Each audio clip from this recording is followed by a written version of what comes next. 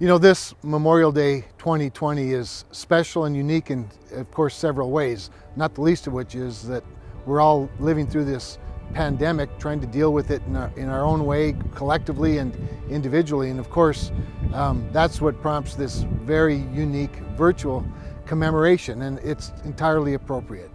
And we memorialize not only the war dead that gave the ultimate sacrifice for our freedom, but of course the fact that this is the very first Memorial Day since the dedication of the Fargo Veterans Cemetery, the National Cemetery, the very first National Cemetery in North Dakota. And what a day that was last September, when literally hundreds of folks came out to dedicate that cemetery, not on a sunny September afternoon, but rather on a very rainy one, which I think served as a testimony not only to the resilience of the American spirit, the resiliency of North Dakotans and folks in the Red River Valley, but the importance of dedicating that incredible, dignified resting place for our veterans and their family members. It was just a great day, and I'm honored to be a part of it. In fact, I carry with me and hold as one of my prized artifacts this casing that was given to me by one of the members of the Honor Guard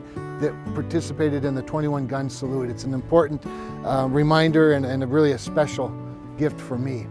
And so it's just a great opportunity. Now I also have to say it's a reminder that while I get to serve in the United States Senate, surrounded by peace, protected by complete freedom, it's never lost on me that the cost of that freedom was very high. And the fact of the matter is, I'm especially honored to have been the first and to be the first North Dakotan ever to serve on the Armed Services and Veterans Affairs Committee at the same time. And I'm reminded every day in my work by not only the cost of freedom as we serve our veterans and oversee literally the national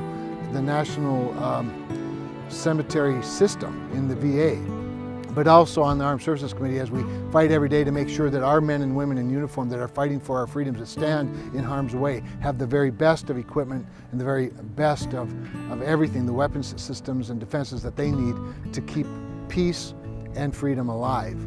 You know, in memorializing the war dead at Gettysburg, President Abraham Lincoln delivered the most famous presidential speech in American history. And he challenged those in attendance. He said that from these honored dead we take increased devotion to that cause for which they gave the last full measure of devotion. That we here highly resolve that these dead shall not have died in vain. That this nation, under God, shall have a new birth of freedom, and that the government of the people, by the people, for the people, shall not perish from this earth. And so, as we commemorate Memorial Day, as we remember the war dead, as we, in that process, rededicate this incredible cemetery in Fargo, the National VA Cemetery, and as we think about the cost of freedom, it's also important that we remember all of our veterans and their family members, because while not all of them gave the full measure of devotion, actually about 1.25 million Americans have died for the cause of freedom itself on the battlefield. Many, many more have been injured, and many, many more, millions more, have been willing to die for our freedom. And we need to think about those who are our neighbors, who sit with us in church, who we work with, and remember to fully appreciate what they've done and the sacrifices they've made, and more importantly, the sacrifice they were willing to make. And it's never lost on me, and it shouldn't be on any of us.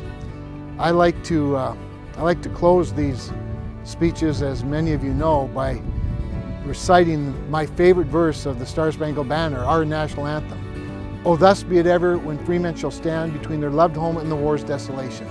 Blessed with victory and peace may this heaven-rescued land praise the power that it has made and preserves us a nation. Then conquer we must if our cause it is just, and this be our motto, in God is our trust. Then the Star-Spangled Banner in triumph shall wave o'er the land of the free and the home of the brave. Thank you. God bless you on this Memorial Day, and may America always bless our God.